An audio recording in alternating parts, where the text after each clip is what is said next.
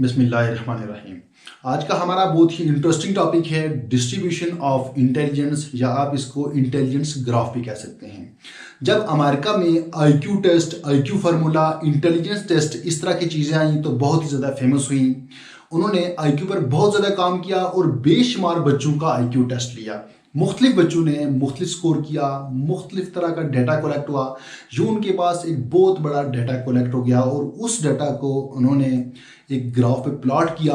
वो जो ग्राफ बना वो ग्राफ डिस्ट्रीब्यूशन ऑफ इंटेलिजेंस के नाम से फेमस हुआ और इसको इंटेलिजेंस ग्राफ भी कहा जाता है। अच्छा, ग्राफ क्या होता है? Graph visual representation of data between variables. एक बात तो ये हो गई कि वेरिएबल्स के आपस में जो रिलेशनशिप होते हैं उनको जाहिर किया जाता है। इसके अलावा ग्राफ एक ऐसी रिप्रेजेंटेशन होती है जहां वेरिएबल्स के आपस में रिलेशनशिप को विद इन फ्यू सेकेंड समझ आते हैं, हमें कंप्लीट इंफॉर्मेशन मिल जाती है।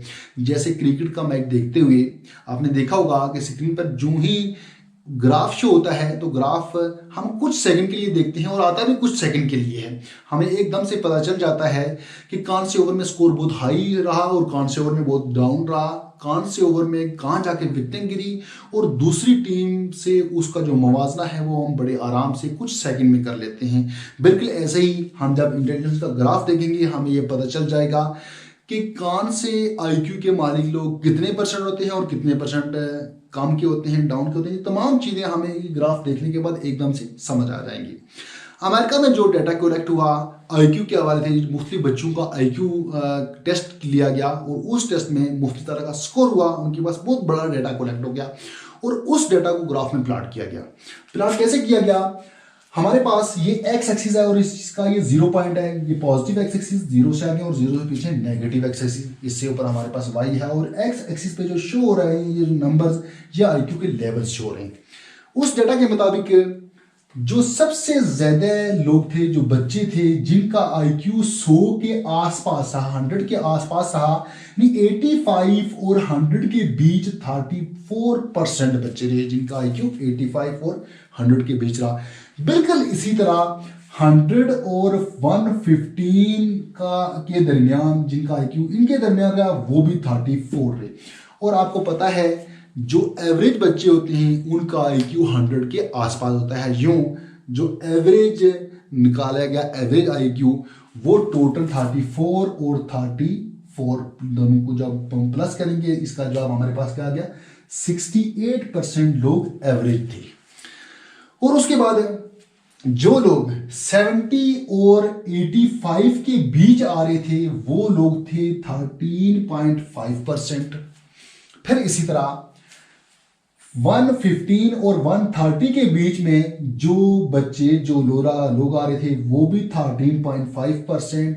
फिर इसी तरह 70 और 55 के दरमियान 2% लोग रहे जिनका आईक्यू 70 और 55 के बीच में रहा। और सेम इसी तरह 130 और 145 के बीच में जो बच्चे आए जिनका आईक्यू इतना रहा, इनके बीच में आया, वो भी 2% हुए। अब उसके बाद जिन बच्चों का आईक्यू 145 या इससे अबव रहा वो उनकी परसेंटेज रही टोटल सिर्फ और सिर्फ 0.5% यानी कि 0.5%। बिल्कुल इसी तरह जिन बच्चों का आईक्यू 55 से कम रहा उनकी परसेंटेज रिया में कितनी रही? 0.5%। अब आपने देखा होगा, आपने पढ़ा भी है कि जो गॉड गिफ्टेड चाइल्ड होते हैं, चिल्ड्रन होते हैं, उनका आईक्यू कितना होता है? 140 एंड अबव।